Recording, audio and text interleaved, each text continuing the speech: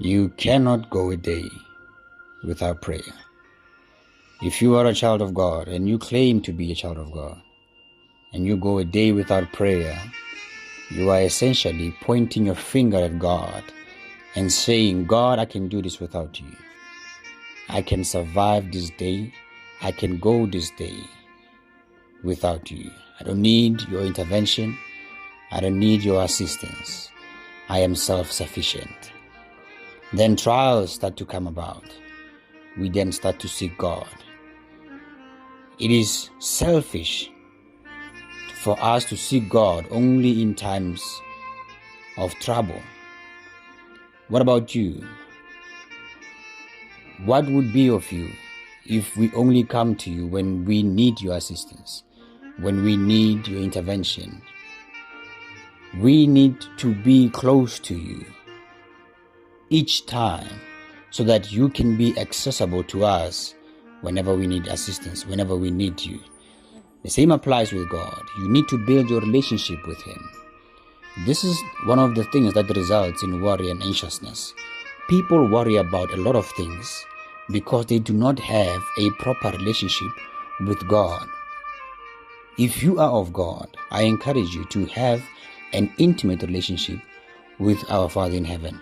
This will enable you to be in a position to pray whenever there needs be.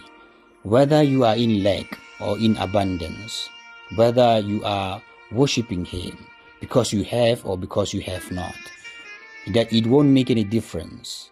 The only difference there will be is that you will be in a proper position to worship God regardless of the situation. The Bible tells us that do not be anxious about anything, but in every situation, by prayer and petition, with thanksgiving, present your requests to God, and the peace of God, which transcends all understanding, will guard your hearts and your minds in Christ Jesus. This tells us that we can pray to God, asking for God to provide for our needs. We can also give thanks to God. We don't only pray when we need God to provide for us. We also pray to give thanks to God. We also remember God in good times, not only when we face trials and tribulations. And the Bible tells us that the peace which then comes from God surpasses all human understanding. And this peace will guard our hearts. This peace will guard our minds. It will keep us from worrying about the things of this world. Rather, it will help us to concentrate, to focus our efforts in fulfilling the desires of our Father in heaven. Jesus said to us, can any one of you, by worrying, add a single hour to your life? This tells us that worrying does not help us in any way. It in fact does the opposite.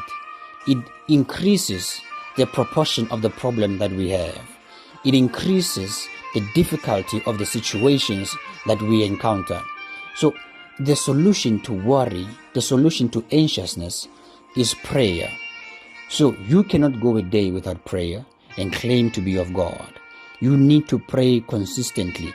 Pray without ceasing, because the flesh is weak, but the spirit is willing.